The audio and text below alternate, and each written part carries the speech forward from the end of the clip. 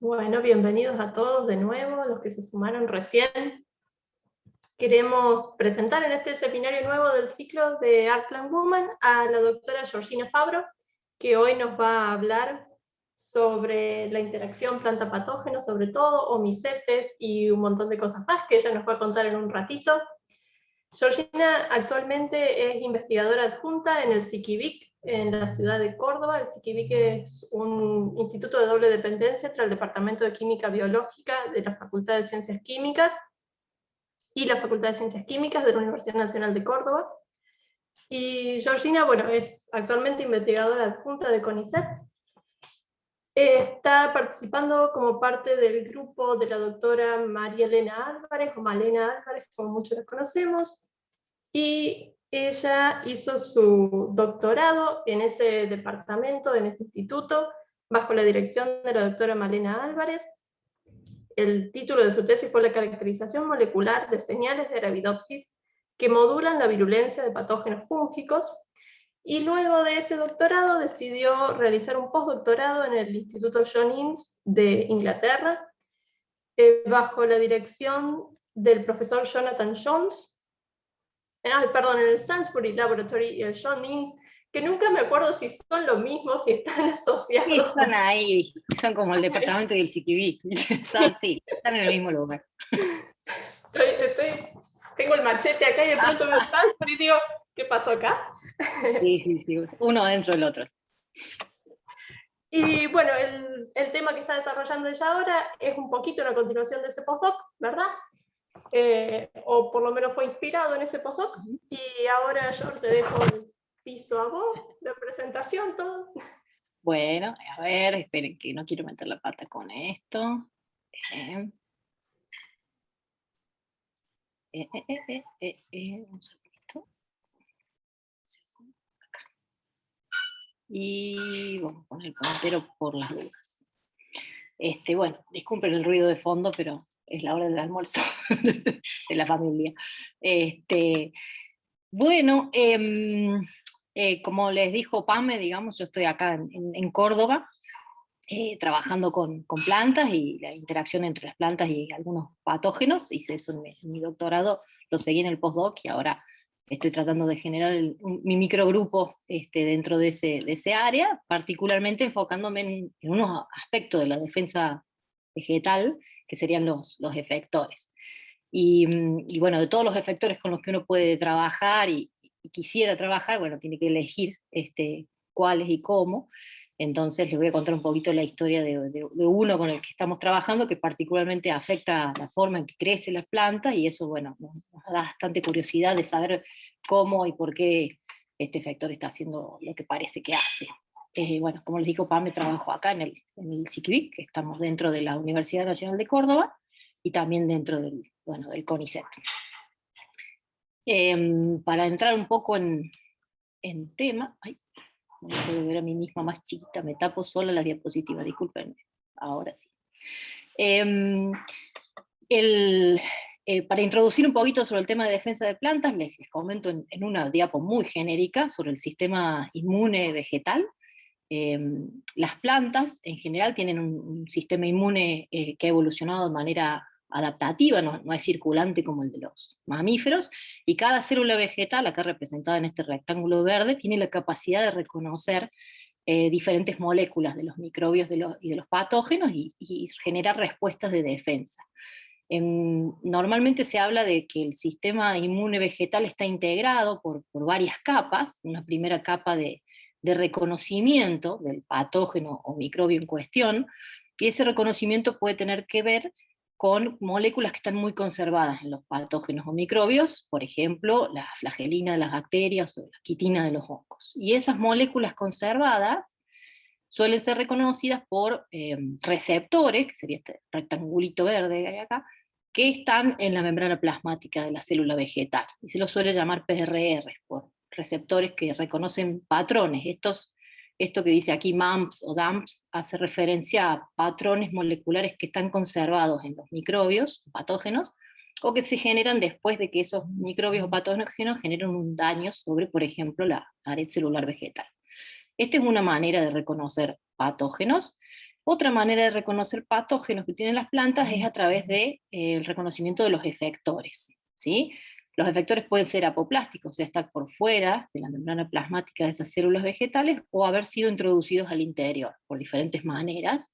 Los patógenos pueden meter sus efectores, generalmente proteínas, pero vamos a ver que no siempre es así, al interior. Y dentro de la célula también hay receptores, que serían estas pelotitas verdes, receptores que pueden reconocer esos efectores y también activar defensas. Estas dos defensas clásicamente se las llama PTI, a la de reconocimiento de patrones, por Pump Trigger Immunity, y ETI, por Effector Trigger Immunity. Y ambas se integran y involucran un montón de señales dentro de la planta, tienen que ver con cascadas de fosforilación de maquinasas, ubiquitinación de muchas proteínas que son dirigidas a degradación, se activa la síntesis, el transporte de muchas hormonas vegetales involucradas en defensa, como el ácido salicílico, el jasmónico, el etileno, se generan especies reactivas del oxígeno. Todas estas cascadas de integración de señales suelen terminar en la activación de expresión de ciertos genes, la regulación positiva o negativa de factores de transcripción, de estados de la cromatina, lo que va a redundar en, bueno, una defensa activa. O sea, la célula puede, por ejemplo, suicidarse, morir, digamos, y evitar que un patógeno que necesita la célula viva para progresar siga infectando, puede generar compuestos antimicrobianos, reforzar su pared celular, utilizar la interferencia de RNA para atacar al patógeno, generar especies reactivas del oxígeno y demás. Entonces, toda esta serie de integraciones, digamos, distintas capas, son bastante complejas y todos los días se descubren nuevos elementos que participan de la defensa vegetal, e incluso se descubre cómo un sistema, por el ETI, depende de la PTI y viceversa. Bien, todas estas etapas, digamos, tanto la de reconocimiento, como la de integración de señales, como la de efectuar esas defensas, digamos, esas acciones, pueden ser interrumpidas o atacadas o suprimidas por los efectores de los patógenos, porque los efectores pueden ser reconocidos o pueden no ser reconocidos. Y al haber muchos efectores por patógeno, algunos que sean reconocidos pueden tener el beneficio de que otros efectores supriman esta vía, y eso va a terminar causando enfermedad en la planta. Entonces, en general, para definir a los efectores podemos decir que son moléculas que los patógenos secretan y que le permiten manipular a las plantas que los hospedan, generándoles un beneficio. Normalmente ese beneficio es que puedan completar su ciclo infectivo y colonizar la planta. Los efectores, en general, la mayoría de los que se estudian hasta el momento son proteínas, pero en los últimos años se ha descubierto que los RNAs pequeños también pueden ser efectores de patógenos. Como les comenté recién, pueden terminar estos efectores en el apoplasto o en el citoplasma. En este caso se está mostrando cómo pueden llegar al citoplasma a través de las hifas, de, por ejemplo, hongos u omicetes patógenos, y también a través de los autorios, que son unas estructuras que les permiten a los patógenos alimentarse. Pero al parecer también les permiten enviar estas proteínas efectoras al citoplasma vegetal. De los que se han estudiado, hay múltiples procesos que los efectores pueden afectar en las plantas. El que más les ha interesado a los investigadores hasta el momento es cómo suprimen las defensas. Sin embargo, los efectores podrían estar haciendo muchas otras cosas, y esa es la parte que se ha estudiado un poco menos porque es más difícil, o se ha estudiado mejor con bacterias, por ejemplo, es más difícil en hongos y omicetes, pero podrían manipular, por ejemplo, rutas que les permitan obtener nutrientes, o promover la generación de estructuras en la planta que les permitan encontrar un nicho o un refugio, o incluso alguna manera de diseminarse, de dispersarse. Los efectores entonces van a estar bajo fuerzas evolutivas contrarias, de acuerdo a si están siendo reconocidos por la planta o no están siendo reconocidos. Cuando no son reconocidos, normalmente pueden ejercer su acción, ya sea en el apoplasto o en el citoplasma del tejido vegetal, alterar estos procesos vegetales múltiples y generar enfermedad. ¿Sí? Esto es en beneficio del patógeno, y eso va a llevar a que esos efectores sean seleccionados positivamente. Ahora, cuando estos efectores son reconocidos por proteínas que han evolucionado en las plantas, como las receptoras de patrones o las específicas que reconocen efectores de una cierta raza, una cierta especie de patógeno, vamos a tener este tipo de defensas. Y en este tira y afloje, por decirlo de una manera, de esta defensa y contradefensa entre planta y patógeno, es que van evolucionando estos efectores. Hay gente que está muy interesada en estudiar aquellos que evolucionan muy rápidamente, y otros que están interesados en investigar aquellos que son muy conservados, entre distintas, por ejemplo, razas de un determinado patógeno. El interés en los efectores tiene que ver con la aplicación práctica de esto a nivel agrícola, la capacidad de poder utilizarlos como sondas para encontrar nuevas proteínas de resistencia de las plantas, ¿sí? Proteínas que reconocen efectores, o también encontrar cuáles son los blancos de acción de estos efectores, cuáles son las debilidades de las plantas que estos patógenos mediante los efectores manipulan, y ver si eso se puede eliminar de alguna manera de la planta, si es posible, y generar resistencia por falta de susceptibilidad. En el caso de los omicetes, que a mí me interesan desde que hice el postdoc, me interesan por esa capacidad que tienen. Bueno, son bastante complicados como fitopatógenos, la mayoría de los omicetes son fitopatógenos, y tienen algunos unas capacidades tremendas de infección, como el caso de los hemibiótrofos, de Phytophthora. Históricamente se pensaba que eran hongos, se pensaba que pertenecían al reino fungi, porque tienen unas hifas muy parecidas, su crecimiento así en forma de micelio es muy parecido al de los hongos. Pero una vez que se pudieron estudiar ciertas características, sobre todo el genoma de los omicetes, se encontró que eran más cercanos a las plantas, de hecho. Son más cercanas a las algas marrones y a las diatomeas, como está esquematizado acá, pertenecen a este fila, más cercano a las plantas que a los hongos. Tienen, de hecho, paredes celulares de celulosa, son multinucleadas sus hifas, y se lo llama omicetes por estas oosporas, que serían las células huevo que producen femeninas, que luego se fertilizan y forman oosferas. Y tienen, parecido a estas algas, digamos, flagelos. En alguna parte de su ciclo de vida, algunos omicetes tienen zoosporas flageladas, que les permiten movilizarse.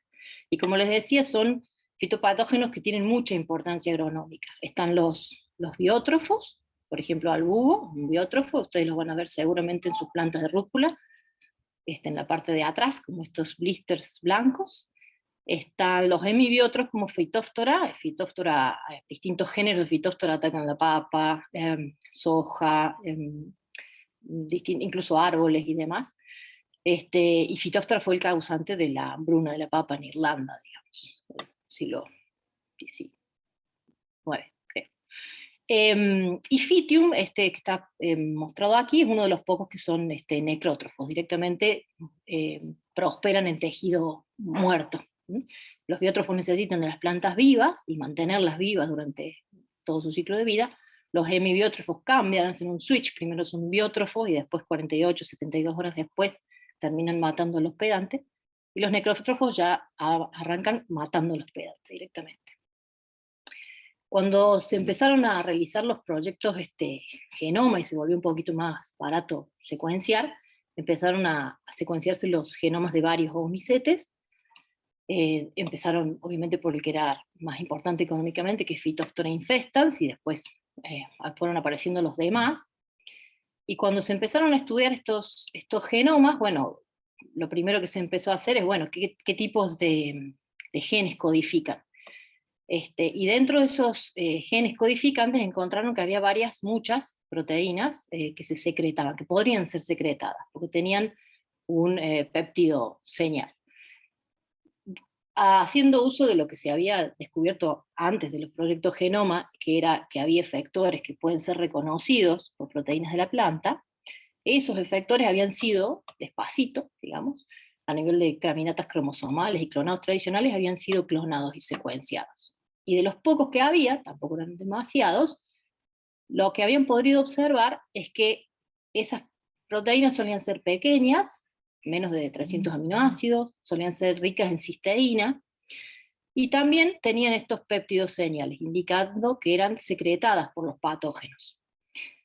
haciendo un poco de análisis bioinformático sobre muchas de estas predicciones de proteínas secretadas, se encontró que había ciertos motivos conservados en el amino terminal de muchas de estas proteínas que teóricamente los patógenos o micetes secretaban, y esas tenían un motivo, en este caso el motivo arexelar, por arginina, cualquier aminoácido, lisina y arginina, y ese dominio no estaba en cualquier parte, sino bastante cerca de donde se cortaba el péptido señal, donde, digamos, teóricamente se iba a cortar ese péptido señal, una vez que esa proteína fuese secretada. Distintos papers cerca del año 2010 y demás permitieron descubrir, analizar si este motivo estaba realmente sobrerepresentado en las proteínas pequeñas que secretaban los omicetes, y encontraron que había muchos arexelars en Phytophthora infestan, en Phytophthora zoyi, en Ramorum, un poco menos en Hialoperonospora arabidopsidis, que es un biótrofo. Todos estos otros son hemibiótrofos, este es un biótrofo obligado, tiene un solo hospedante, que es Arabidopsis. Y por ejemplo, los necrótrofos, como Phytium, no tenían ninguno. Hasta el momento se pensaban que eran los únicos, esto estoy hablando del 2010 más o menos, eran los únicos tipos de proteínas que producían, que secretaban estos patógenos, en el sentido de que fueran efectores, que pudieran ser reconocidos por la planta. Pero después se empezaron a encontrar, con todo el mining bioinformático, que hay muchos motivos que pueden aparecer en diferentes especies de omicetes.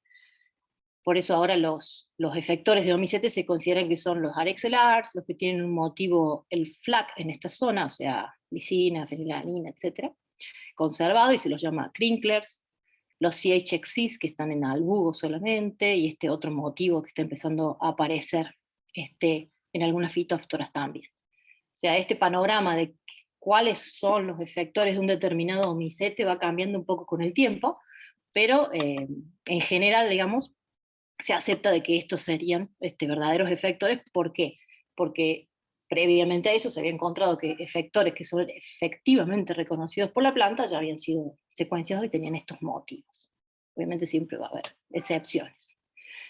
A partir de estos proyectos Genoma empezó la explosión de estudiar quiénes son los efectores y qué hacen y por qué hay tantos en una determinada especie de patógeno. Las bacterias tenían más o menos unos 30 efectores, estos patógenos tienen 100 o más de 100 efectores, dependiendo del tamaño de su genoma.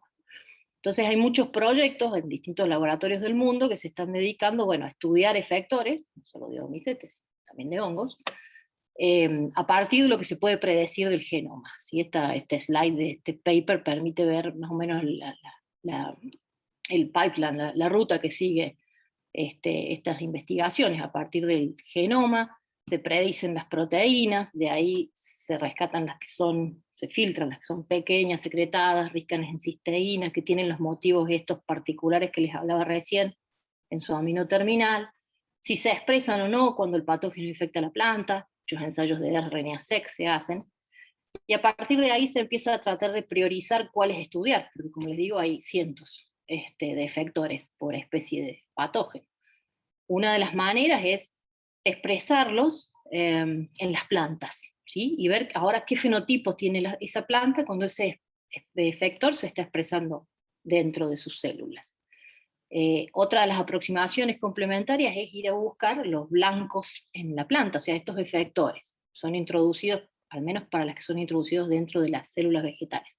¿Para qué están ahí? ¿Con quién interactúan? Entonces se han hecho muchos ensayos, sobre todo de dos híbridos en levadura, o inmunoprecipitación del efector marcado y después espectrometría de masa, para poder ver con qué proteínas vegetales interactúan, ¿sí? Y a esas proteínas vegetales típicamente se les llama targets, o blancos, ¿sí? En la búsqueda de estos blancos vegetales también han surgido algunas particularidades de los efectores, de cómo pueden manipular directamente ciertas proteínas, no porque las necesiten per se, sino para llegar a donde quieren ir en la célula, por ejemplo.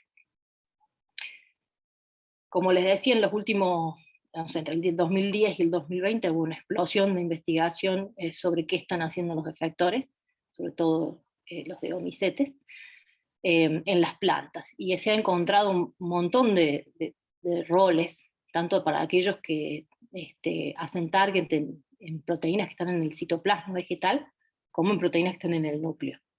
Hay efectores que se unen a factores de transcripción y los relocalizan, pueden inducir reguladores negativos de las defensas o activar a reguladores positivos de otros roles, digamos, que suprimen las defensas.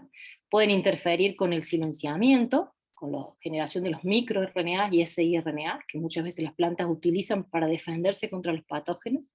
Pueden alterar el splicing alternativo, acetilar histonas y cambiar el estado de la cromatina, y en el citoplasma pueden atacar directamente a los sistemas de reconocimiento de la planta, ¿sí? Desactivando o degradando a los receptores de PAMPs, pueden afectar a las cascadas de MAP-quinasas, pueden afectar todo el tráfico intracelular, evitando que la planta, por ejemplo, secrete proteasas o quitinasas o celulasas al espacio apoplástico para degradar las hifas del patógeno. Se ha visto que pueden redireccionar la autofagia, inhibir la generación de especies reactivas al oxígeno, suprimir la síntesis de hormonas de defensa. Son bastante multifacéticos, digamos, y pueden determinar en distintos lugares de la planta haciendo muchas cosas diferentes. Hasta ahora la manera de detectar qué están haciendo, siempre el output que se investiga es la supresión de las defensas, ¿no? Sin embargo, hay otros targets un poco más indirectos que también les permitirían a los patógenos suprimir las defensas, y esos targets son las hormonas que están involucradas en el crecimiento o el desarrollo de la planta. ¿Por qué a los patógenos, los efectores, digamos, harían blanco en estas vías hormonales? Bueno, la planta, hay una teoría, digamos, de que la planta tiene un set limitado de recursos y los va a dedicar o a crecer o a defenderse, va a haber un balance que normalmente tiene una relación negativa, el crecimiento con la defensa, y cuando las plantas están ejecutando una defensa activa, ya sea PTI, o hay una sobreproducción, por ejemplo, de ácido salicílico o de ácido jasmónico, en general se ve afectado el desarrollo de la planta. Aquí les puse, por ejemplo, en el caso también de las hormonas de defensa, entre ellas también tienen interacciones negativas, no solamente entre las de crecimiento y las de defensa, sino las de hormonas de defensa entre sí, dependiendo de qué tipo de patógeno, ¿sí?, está generando esa defensa, si un necrótrofo, un insecto o un biótrofo. En el caso de los biótrofos, la vía más importante que tienen las plantas para defenderse es la del ácido salicílico, mientras que para defenderse de los necrótrofos, de los insectos, utiliza la vía del ácido jasmónico, y la del etileno también. Hay algunos reportes que se van acumulando en los últimos tiempos sobre las interacciones negativas que hay entre las hormonas de crecimiento, como por ejemplo las auxinas, y los sistemas de defensa que dependen de los patrones de reconocimiento que están en la superficie celular, como la PTI, entre los brasinoesteroides y las defensas de PTI también. Hay algunos papers que reportan cómo hay una regulación negativa de los brasinoesteroides sobre esas defensas. Y bueno, aquí esta no es para explicarles el esquema, pero cuando uno se pone a acumular, digamos, toda la información sobre las vías de señalización de las defensas y las vías de señalización de hormonas, por ejemplo, que están en brasinoesteroides y auxinas, hay varios puntos de crosstalks negativos, digamos, entre, por ejemplo, las auxinas y salicílico, y como les dije, entre los brasinoesteroides y las defensas de tipo PTI. No vale la pena entrar en detalle, pero hay crosstalks negativos que tienen que ver con correceptores, que son comunes a ambas vías, y puede haber sistemas de competencia por esos correceptores, y también aguas abajo de ambas vías de señalización, factores de transcripción que tienen efectos positivos para la defensa y negativos para el crecimiento, y viceversa. Y los patógenos parece que han encontrado la manera de alterar uno de estos elementos, digamos, de la balanza, ya sea el crecimiento de las defensas, en su propio beneficio. En el caso particular de los ovomicetes, la vía de brasinoesteroides, hay pocos reportes, pero algo hay, estaría involucrada en la regulación de este balance crecimiento-inmunidad, al menos para Phytophthora infestans, que es un patógeno, como les dije, hemibiótrofo, que ataca a estas plantas de papa. Y estos investigadores de Escocia encontraron un efector, que se llama BR2, que tiene la capacidad de regular positivamente, a un factor de transcripción, que se llama CHL1, de la papa, y ese factor de transcripción tiene un efecto negativo sobre la respuesta inmune. Ese es uno de los antecedentes que existe. Y otro tiene que ver, para el caso de brasinosteroides, que cuando se infectan plantas de Arabidopsis, en este caso, que sobreexpresan el receptor de la vía de brasinosteroides, que se llama BRY1, esas plantas se vuelven más susceptibles a un omicete que se llama Hialoperonospora arabidopsidis, y que este es biótrofo obligado, es un patógeno exclusivo de Arabidopsis. Y eso lo he podido ver, digamos, con distintas maneras de incrementar la percepción de los brasinosteroides, sobreexpresando al receptor de los brasinosteroides, o a algunos mutantes que son autoactivas, tienen la vía de señalización de brasinosteroides permanentemente activa. Y con respecto a las auxinas y los omicetes, no hay demasiadas antecedentes, pero sí se sabe, se sospecha, digamos, que los omicetes podrían activar a las vías de las auxinas, dado que el uso de estas plantitas reporteras de R5-Gus, que normalmente cuando hay auxinas uno puede ver, aumentan estas tinciones azules, ¿sí? Un reportero, el promotor artificial con esta proteína Gus da un precipitado azul cuando aumentan la expresión de este gen.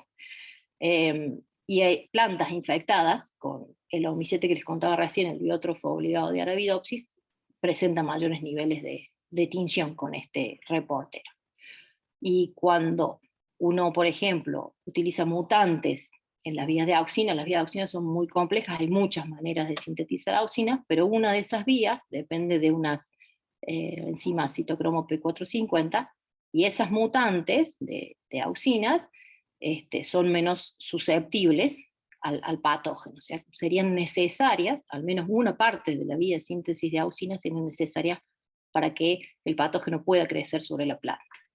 Cuando uno utiliza, por ejemplo, ciertos inhibidores del transporte de auxinas, patógenos que normalmente crecían, una raza de Hialoperonospora que normalmente crece y genera hifas y estructuras reproductivas, empieza a dejar de crecer, hay menos hifas y hay más muerte. Entonces había algunos pocos antecedentes de que auxinas y brasinosteroides eran importantes, o al menos necesarios, parcialmente, para que un patógeno que está adaptado a su hospedante, en este caso Hialoperonospora adaptado a Arabidopsis, pudiese desarrollarse. Entonces queríamos ver, si esas son generalidades, son utilizando el patógeno entero, ¿no? ¿Qué pasa con los efectores de Hialoperonospora? La idea de usar Hialoperonospora, por más que no sea un patógeno relevante a nivel agronómico, es, lo podemos trabajar en el laboratorio, es un biótrofo obligado de Arabidopsis, no se nos puede escapar y afectar a otras plantas, y ha coevolucionado con esta planta modelo que usamos en el laboratorio, y eso nos facilita mucho ciertos experimentos que podemos hacer. Entonces, a partir del genoma de este patógeno, que se secuenció hace unos cuantos años ya, más o menos 10, y haciendo todas estas caminos, digamos, tratando de bioinformáticamente predecir los efectores de Hialoperonospora, de todos los que pudimos predecir cuáles eran Arexelars, nos quedamos estudiando esta familia particular. Cuando se expresaban y demás, empezamos a hacer ensayos para tratar de ver, qué hacen en la planta. Y los ensayos que hicimos fueron expresarlos en plantas y buscar sus interactores, cuáles eran los blancos vegetales. Uno que nos interesó bastante, si uno siempre tiene varios candidatos, pero este era bastante interesante por el fenotipo que causaba. Este efector de Hialoperonospora, HA es por Hialoperonospora arabidopsidis, Arexel es por el motivo que tiene, y 106 es porque había muchos, este es el número 106. Estos efectores, cuando los expresábamos en Arabidopsis, causaban este fenotipo en el que los pecíolos se alargaban, las láminas de las hojas se hacían más angostas y curvadas hacia abajo, y cuando eran plántulas pequeñitas tenían un hipocótilo mucho más largo que el de las plantas wild type.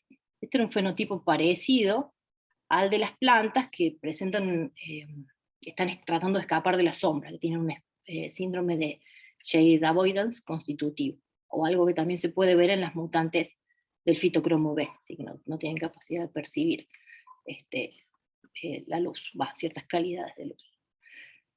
Entonces, como nos interesó bastante este fenotipo que nos otorgaba este efector, y también es un fenotipo que se puede ver en las plantas que sobreexpresan al receptor de los brasinoesteroides, que es BRY1.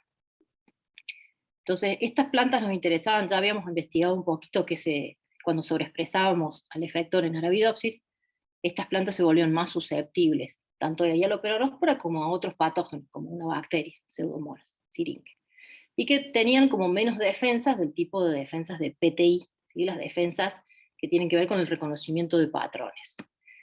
Pero el fenotipo era bastante interesante y dijimos, bueno, ¿cómo hace el efector para causarle ese fenotipo a la planta? El efector tenía una estructura modular, una proteína pequeña de 285 aminoácidos, con su dominio arexelar, y un par de señales de localización nuclear en el carboxilo terminal, que cuando lo expresamos marcado con la proteína fluorescente amarilla, en hojas de Nicotiana bentamiana o en plantas de Arabidopsis, vimos que, bueno, efectivamente iba al núcleo, digamos, al efector.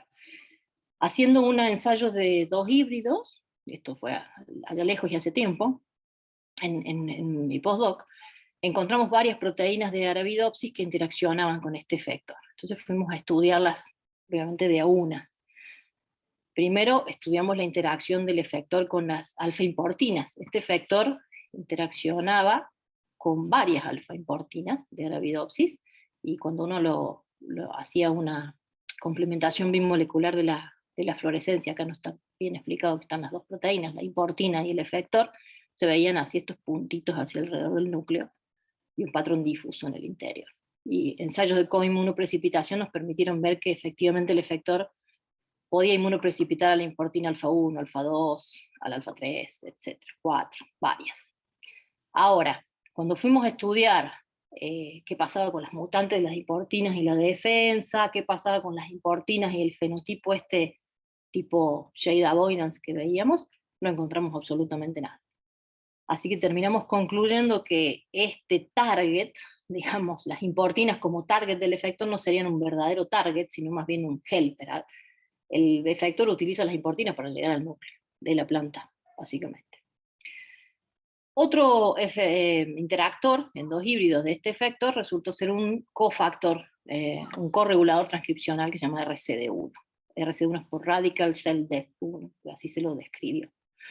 Ahora, el investigar qué estaba haciendo el efector con RCD1 nos permitió descubrir cómo era que los genes estos de defensa que veíamos asociados a PTI estaban suprimidos, porque al parecer RCD1 tenía que ver con la activación de ciertos genes de defensa de la vía del salicílico, y el efector estaba regulando negativamente a este corregulador transcripcional y así suprimiendo las defensas que dependían de la vía del ácido salicílico.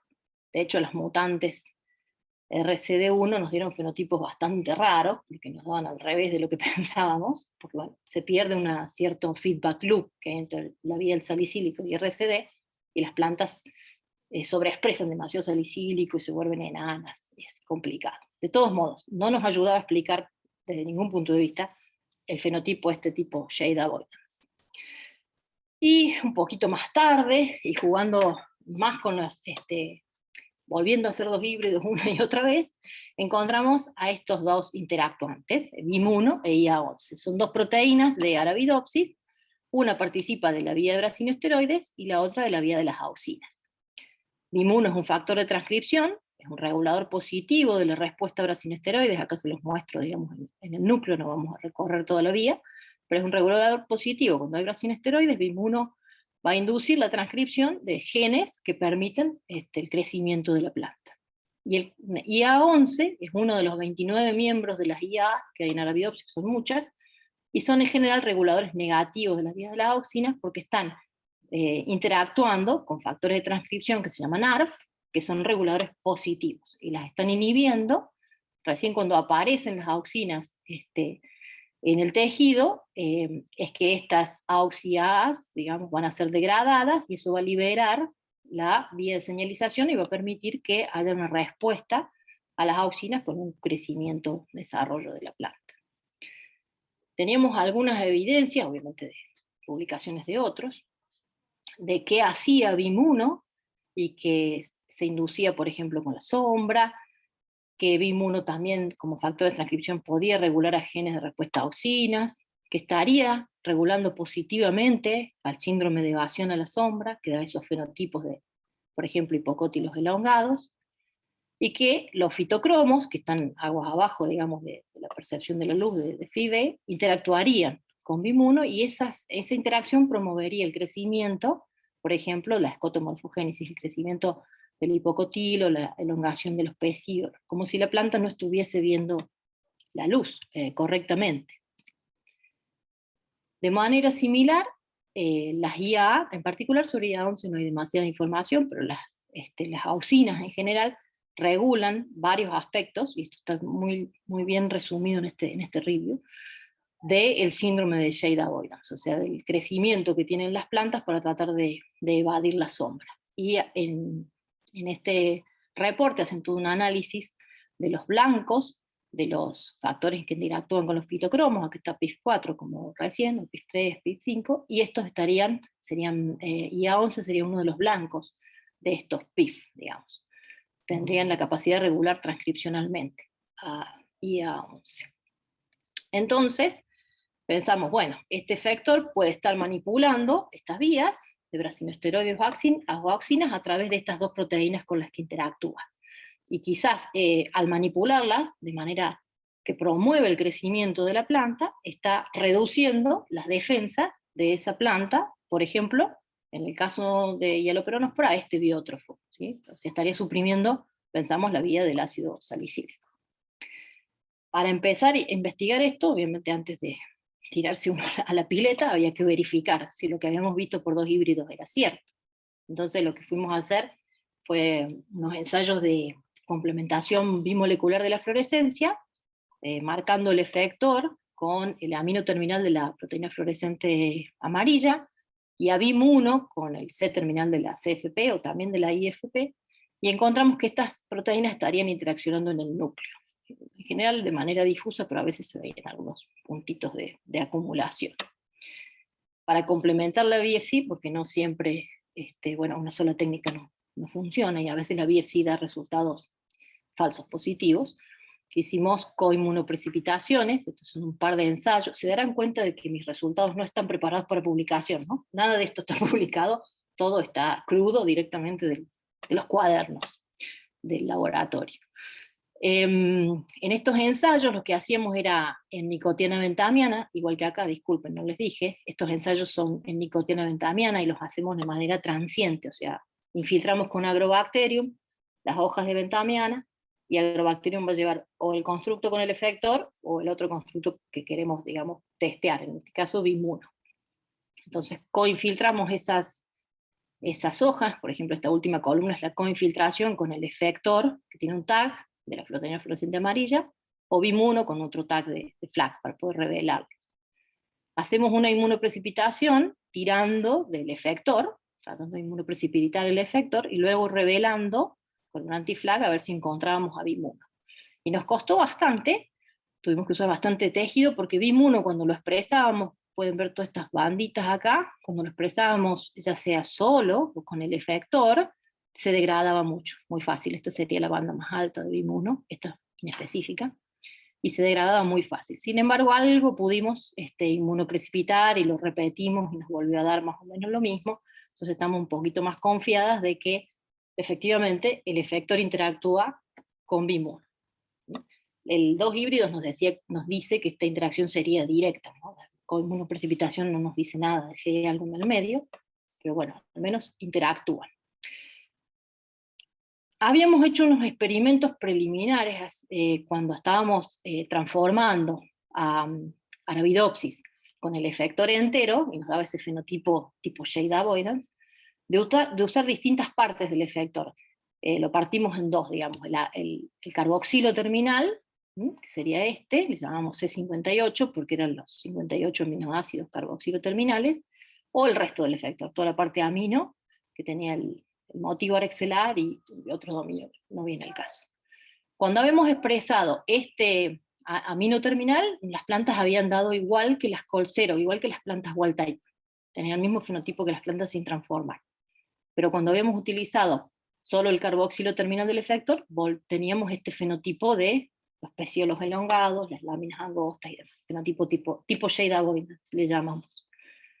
Entonces, fuimos a hacer coinmunoprecipitaciones con solamente este pedacito del efector, y BIM1, aquí está el efector marcado con GFP, solo el carboxilo terminal, o bueno, acá está entero, y BIM1, y vimos que tanto el efector entero, que lo podemos ver por acá arriba, o el efector chiquito, inmunoprecipitaban a BIM1, lo podíamos revelar. Después de inmunoprecipitar con un anti-IFP o anti-GFP, podíamos revelar y ver que BIM1 flag estaba ahí. Y lo verificamos también haciendo BFC, haciendo complementación bimolecular de la fluorescencia, utilizando solo el carboxilo terminal del efector y BIM1. Entonces, por lo menos tenemos la idea de que efectivamente el efector está interaccionando con BIM1 y qué parte del efector está haciendo esto. Ahora lo que no sabemos es qué parte de BIM1 es necesaria, y es lo que tenemos que averiguar más adelante. BIM1 pertenece a una familia de genes, donde también están BIM2 y BIM3, que tienen una diferencia, le falta una parte, digamos, en su amino terminal, como factores de transcripción. Y normalmente a BIM1 y BIM2 no se los ha estudiado demasiado, BIM1 sí. Ensayos de complementación bimolecular de la fluorescencia nos indicaron que BIM1 y BIM2, perdón, y BIM3 estarían interaccionando con el efector entero, en el núcleo, pero los ensayos de COIP no podemos concluir nada, porque no logramos expresar a BIM2 y a BIM3 en una cantidad suficiente como para poder verlo. La verdad que no tuvimos suerte. Por eso pensábamos empezar a expresarlos por partes, al igual que BIM1, tomar diferentes partes del efector y expresarlas. El problema que estamos teniendo ahora, es que no se expresan muy bien en nicotiana bentamiana, causan muerte cuando lo sobreexpresamos y demás. Entonces estamos pasando a trabajar con Arabidopsis, lo cual es un poquito más lento. Estamos haciendo plantas que expresan a BIM1 flag y también expresan al efector. El expresar a BIM1 sobreexpresarlo, digamos, con un tag de flag en Arabidopsis, nos solucionó el tema de la degradación que teníamos en las expresiones transientes en bentamiana. No se nos degrada tanto, por suerte anda bastante bien, BIM1. Ahora lo que estamos haciendo es colocar en estas plantas al efector. Y ahora el problema que tenemos es que se empieza a silenciar el efector. Ese es un tema con transformar Arabidopsis, que a veces hay algunas cosas que a la planta no le gusta expresar. Y por más que obtenemos varias plantas con este fenotipo, suele pasar que el fenotipo de un momento a otro desaparece y las plantas se silencian. Entonces estamos empezando, en vez de utilizar plantas que expresen constitutivamente el efector, expresarlo de manera inducible en ciertos momentos, y no que esté todo el tiempo expresándose en la planta.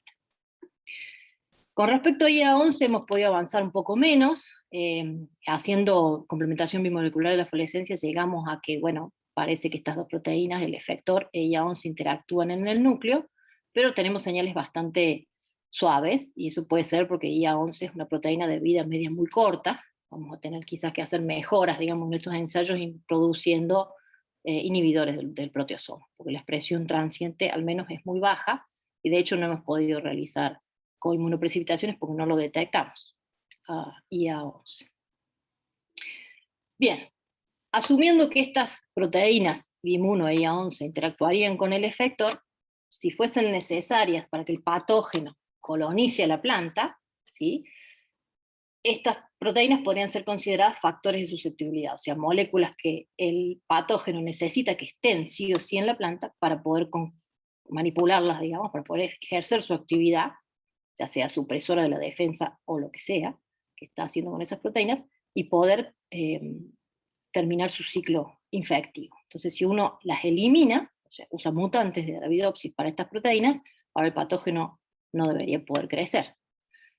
Estos son algunos ensayos que hicimos con las mutantes BIM1, también incluimos a las 2 y a las 3, y a las triples mutantes. En este caso son infecciones con hialoperonóspora, ¿sí? Lo que uno hace es tomar plantulitas y esprayarlas con esporas del patógeno, y luego cuenta, 7 días después de infectar, cuántas estructuras reproductivas produjo ese patógeno, que son estos esporangióforos, ¿sí? O conidióforos, también se los llama, y uno lo puede teñir a las hojitas de estas plántulas con azul de trípano y ver estas estructuras, estos palitos, digamos, teñidos de azul, y eso se puede contar al microscopio. Entonces, uno puede contar tanto las conidias como los esporangióforos. En este gráfico, lo que contamos fueron las conidias, la cantidad de conidias que se producían sobre un cierto número de plantulitas. Y lo que vimos fue que las mutantes BIM1, BIM2 y las triples mutantes, a veces las BIM3 daban y a veces no, el patógeno podía esporular menos, podía generar menos conidias.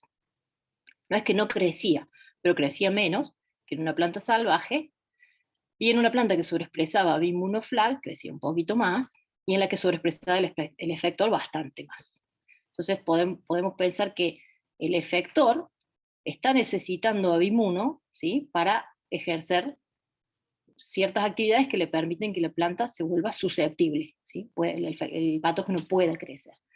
Y esto podría tener que ver con el tema de la capacidad de BIM1 de inducir el crecimiento por la vía de los racinoesteroides. Cuando utilizamos otro patógeno que no es hialoperonóspora, sino una bacteria, no es biótrofo, sino hemibiótrofo, vimos algo parecido. Las bacterias en las plantas wild type pueden crecer bien, pero en las plantas triple mutantes o simple mutantes de BIM1 no crecen prácticamente. En estos, no se los estoy mostrando, pero en ninguno de los ensayos hemos visto que haya muerte, o sea, estas plantas BIM1 mutantes, ¿sí? Perdón, acá, o BIM123, no están, al parecer, generando una defensa activa que lleve a una muerte celular, por ejemplo, que impida que un patógeno biótrofo o hemibiótrofo pueda crecer. Cuando estamos mirando despacito, porque nos ha demorado bastante la pandemia, cómo están las defensas, por ejemplo, defensas de tipo PTI, que tienen que ver con la deposición de polímeros de calosa, deposición de calosa en la pared celular, que tienen que ver con las defensas de tipo PTI, no encontramos que las plantas triples mutantes, por ejemplo, acá testeamos solo las triples, se defiendan mucho más, depositen mucho más calosa que las wild type, es más o menos la misma cantidad. Las BIM1 flag y las que sobreexpresan el efector, estas que sobreexpresan el target o el efector, incluso depositan menos calosa. Pero las mutantes no parecen estar defendiéndose de manera exagerada. Lo mismo que no sobreexpresan un gen marcador de PTI, tenemos que hacerlo por qPCR, obviamente, estos son resultados preliminares, las plantas wild type responden a el ataque por la bacteria, por ejemplo, que utilizamos para desafiarlas, y activan este gen de respuesta de PTI, mientras que las BIM1, 2, 3 mutantes no lo hacen o menos. Lo mismo pasa con el gen PR1, que es un marcador típico de la vía del salicílico, y que las plantas BIM1, 2, 3 mutantes no lo tienen hiperactivado. Entonces, al parecer no se están defendiendo activamente, pero tampoco pueden soportar el crecimiento del patógeno. Cuando las transformamos a las BIM mutantes, que serían estas que están acá, triples mutantes, con el efector, no pudimos lograr que esas plantas, o observamos que esas plantas no tenían el fenotipo de cuando expresamos el efector en las wild type. O sea, la falta de BIM1 y quizás BIM2 y 3, ahora lo tenemos que hacer con las simples mutantes, es necesaria, digamos, BIM1 tiene que estar para que el efector, cuando se sobreexpresa, pueda generar este fenotipo. Lo que nosotros tenemos que ver ahora en estas plantas es cuáles son los niveles de defensa de estas plantas. ¿Son iguales a una wild type? ¿Sí? ¿O no? Porque podría ser cualquiera de las dos cosas, ¿no? Nosotros esperamos que si estos resultados son consistentes, digamos, BIM1 sea necesario para que el efector ejerza, aparte del efecto, digamos, fenotípico de crecimiento, la supresión de las defensas. Con respecto a IA11, vimos exactamente lo contrario. Las mutantes de IA11 son más susceptibles. Ahora hay más conidias, digamos, más esporas, en las plantas mutantes que en las plantas salvajes, que son las col 0, ¿sí?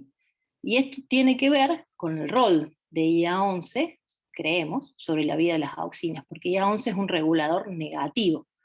Entonces, si lo que está haciendo el efector es un efecto negativo sobre IA11, lo que está haciendo es liberar a la vía de las auxinas, que ahora van a permitir que la planta crezca mejor, pero lamentablemente se vuelve más susceptible al patógeno. Obviamente esto lo estamos repitiendo, pero al parecer es así. Cuando lo sobreexpresamos al efector en las mutantes IA11, ahora sí genera el fenotipo de tipo shade avoidance, cosa que no podía generar en las BIM1 mutantes. O sea que al parecer la ausencia de IA11 no impide que el efector pueda generar este fenotipo. Estas plantas quizás tienen desregulada su vida de las auxinas, pero bueno, eso no lo hemos podido estudiar todavía. Estamos empezando entonces, confiando en que nuestras primeras partes de resultados están bien, que realmente son blancos, BIM1 e IA11 del efector 106, y de que estas proteínas están involucradas en la capacidad que tiene el efector de generar una susceptibilidad incrementada, o sea, podrían ser factores de susceptibilidad. Ahora, ¿cuál es el efecto? ¿Por qué este efector está causando este crecimiento alterado, digamos? Como las plantas que nosotros veníamos estudiando están expresando el efector desde que germinan todo el tiempo, son constitutivos, tienen un promotor 35S, nos pasamos a trabajar con plantas que lo expresen de manera inducible, para poder separar un poco los efectos, digamos, que se van acumulando con la vida de la planta, de expresar continuamente este efector. Normalmente eso no pasaría, solamente se expresaría el efector cuando la planta es infectada por el patógeno. Cuando fuimos a medir el largo de los hipocotilos, que fue lo primero que empezamos a medir, de las plantitas que sobreexpresan el efector de manera inducible, o sea, cuando las sprayamos con estradiol recién lo expresan, encontramos que efectivamente, al parecer, los hipocotilos de las plantas que sobreexpresan el efector se vuelven más largos. ¿Sí? Y queremos estudiar, ya estoy terminando, queremos estudiar en este tipo de ensayos qué pasa ahora con los genes de respuesta a auxinas o uracinoesteroides. ¿Se activan, no se activan, se activan por un tiempo, luego se reprimen? ¿Qué sucede con esa expresión génica de ambas vías? ¿Y qué sucede utilizando también reporteros? Que eso nos permite ver a nivel de tejidos qué está pasando. En esta parte, lamentablemente nos hemos visto bastante frenados, porque bueno, no hemos podido avanzar por el tema de la pandemia, en caracterizar un poco mejor estos fenotipos.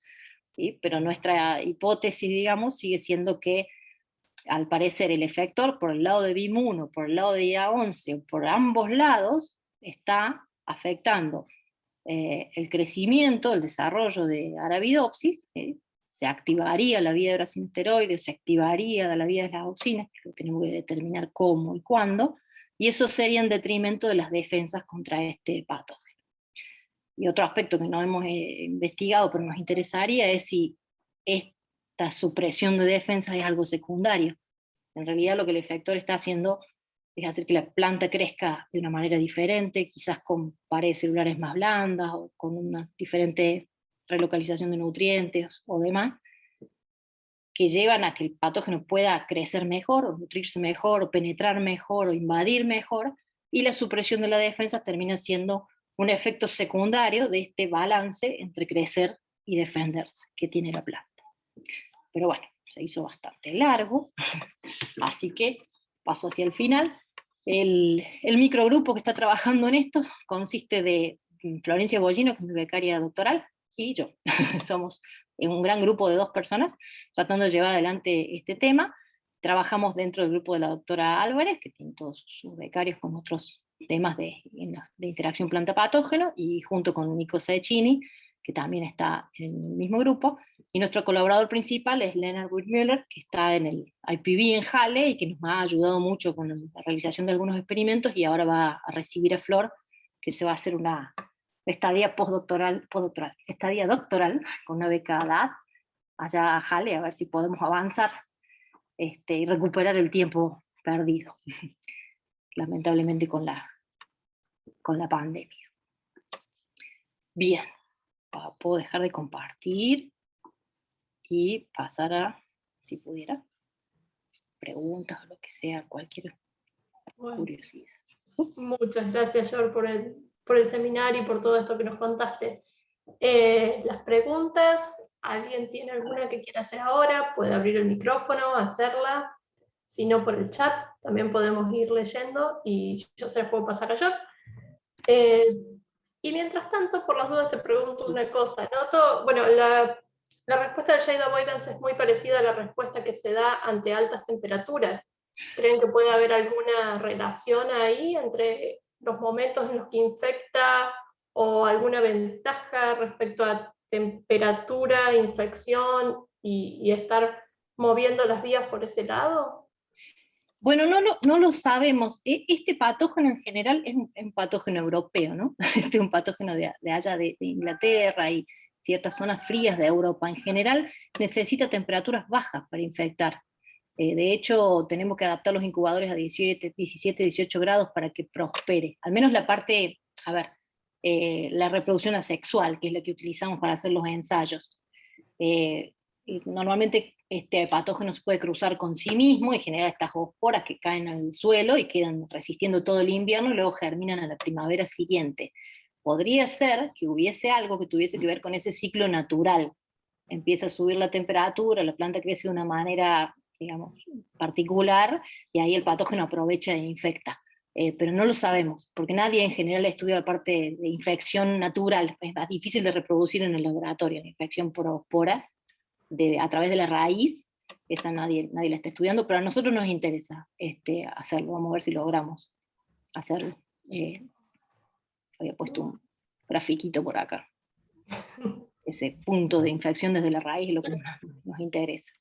No puedo salir de la presentación, disculpen que no sé manejar estas cosas. No, pero déjala porque seguramente te puede Bueno. llegar a servir, a lo mejor. Dale.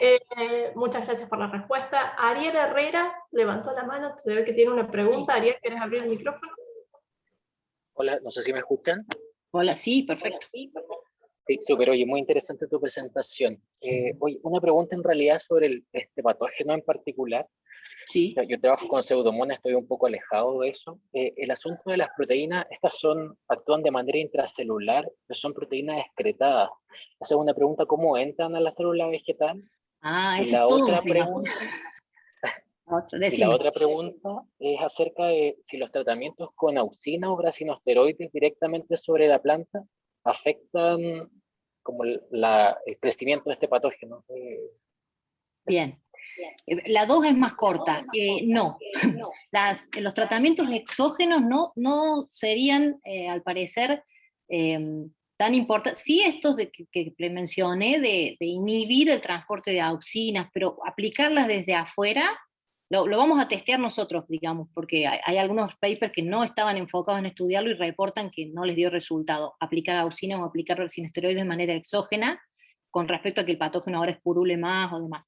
Pero también es cierto que, bueno, a veces no promueven la reproducción asexual, que es la gente lo que ha estudiado, sino que podían promover la reproducción sexual o alguna otra parte, digamos, del ciclo. En general se cree que no, pero eso va contra el tema que les mostraba de qué pasa con las mutantes, o qué pasa con las que tienen hiperactivadas las vías endógenamente. Esas sí son más susceptibles. O sea que evidentemente las hormonas tienen algo que ver. El tema es que ver qué parte del signaling hormonal es importante, digamos.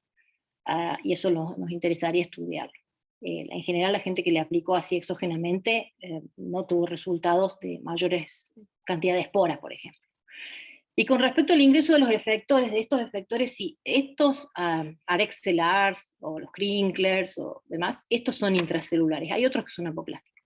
Estos que son intracelulares, efectivamente el patógeno los secreta, y hasta ahora se creía que era la única manera, a través de retículo endoplásmico y demás. Ahora se está viendo que quizás no todos se han secretado de esa manera.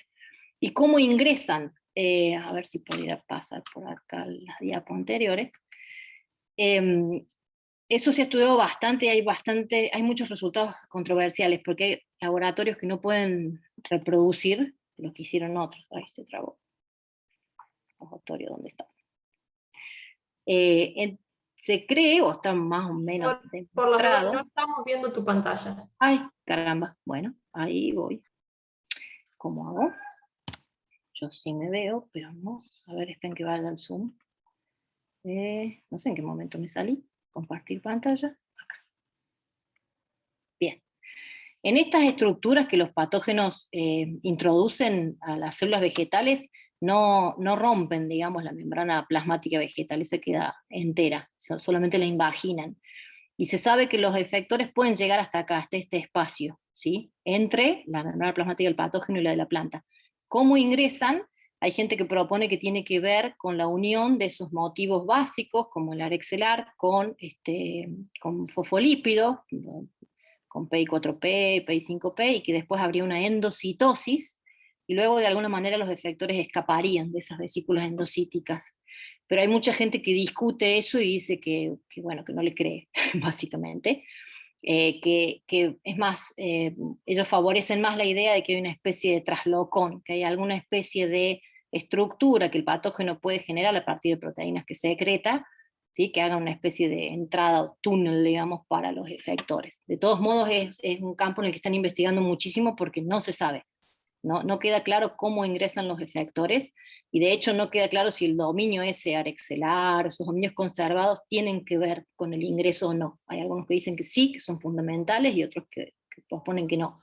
Pero muchos de esos experimentos tienen problemas técnicos, digamos.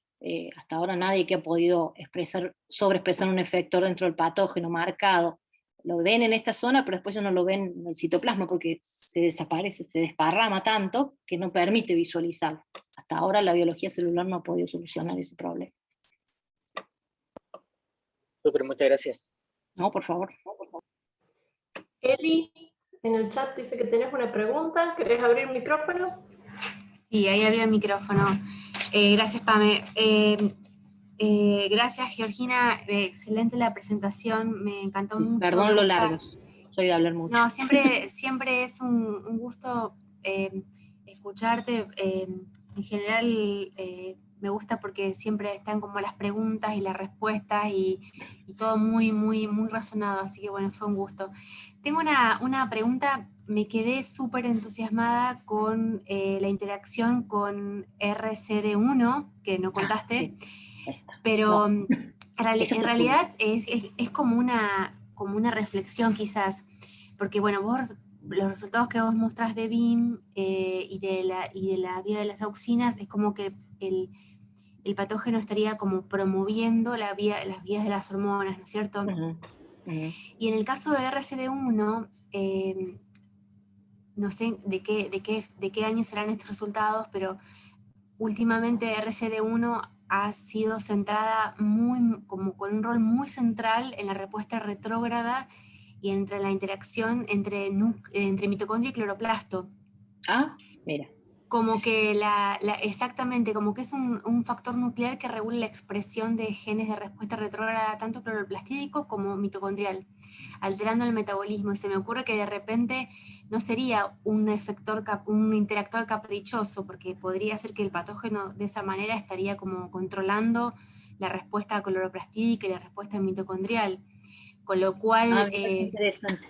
Vos sabés que ahí... estos resultados sí, son del 2017, 2018, y sí, RCD1 nos costó bastante porque como interactúa con tantas cosas, es tan pleiotrópico que no podíamos darle sentido a los fenotipos que veíamos en las mutantes. Por ejemplo, el sobreexpresante de RCD1 y las mutantes de RCD1 tenían el mismo fenotipo. El salicílico alto, desreguladas, y sí vimos, cuando hicimos un RNA-seq, hace unos años, de plantas que sobreexpresan el efector 106, muchos genes de cloroplasto, y no tenemos idea por qué, y puede ser por eso.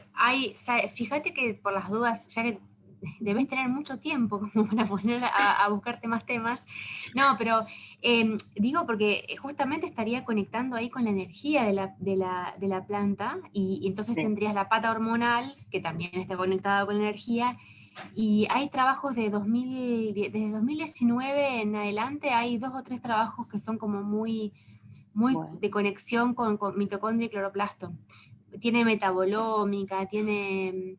Y según lo que vi, por ahí son otras mutantes de las que ustedes trabajaron, no tienen un fenotipo tan fuerte. Sí. Por ahí han aparecido algunas otras mutantes que, no sé, claro, te lo comento porque por ahí está interesante.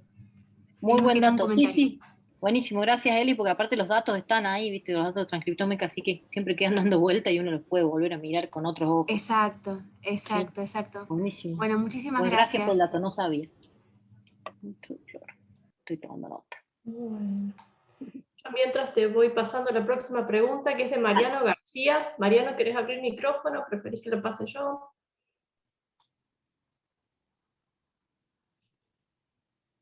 Me dicen acá que lo pase yo. Así que Mariano pregunta si miraron si afecta el signaling de brasinoesteroides, viendo la fosforilación de BES1, por ejemplo, al sobreexpresar el factor en arabidopsis o en nicotiana. No lo vimos. No tenemos el anticuerpo, convengamos. Pero si lo pudiéramos conseguir, Western se hace. tenemos las plantas que sobreexpresan el efector, así que lo podríamos hacer.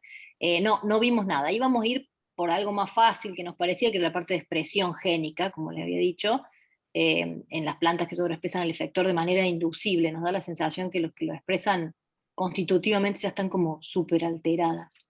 Pero queremos ver expresión génica y después pensábamos cómo es que el efector estaría afectando a BIM1, ir un poquito más por el mecanismo. Entonces la idea era hacer inmunoprecipitación de la cromatina de BIM cuando se expresa o cuando no se expresa el efector.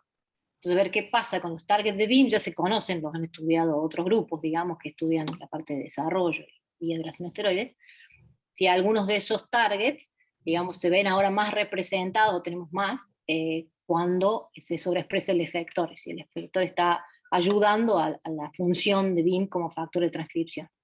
Pero no hemos hecho esos estudios, digamos, de ver la vía de brasinoesteroides, cómo está BIM2, cómo está BES1, no sabemos. Hola, perdón, no sé si se me escucha bien, porque están Sí. con la encerradora, pero acá en Fundación El Lugar tenemos anti-BES. Interesante. Bueno. Cualquier cosa, si no... Mariano García, ya nomás estoy anotando tu nombre. Para mandarte un mail y ver si lo podemos conseguir, estaría muy bueno. No es un ensayo difícil, Dale, sería genial, sí. Mariano. Buenísimo. Muchas gracias. Una última pregunta de Ana Laxal, que pregunta si hay secreción no clásica de efectos de patógenos. Sí, eso, sí, hay unos efectores, sí. Hay unos papers que han salido el año pasado y el anterior, 2019-2020, que parece que sí. Lo que pasa es que estudiaron 2 o 3 nada más en Phytophthora, y sí, habría una secreción no clásica, al menos para un efector apoplástico. Los citoplásmicos, no, hasta ahora, pero como te digo, recién es el primer trabajo que se pone a investigarlo. Antes ni lo miraron, o sea, nadie se puso a verlo o no.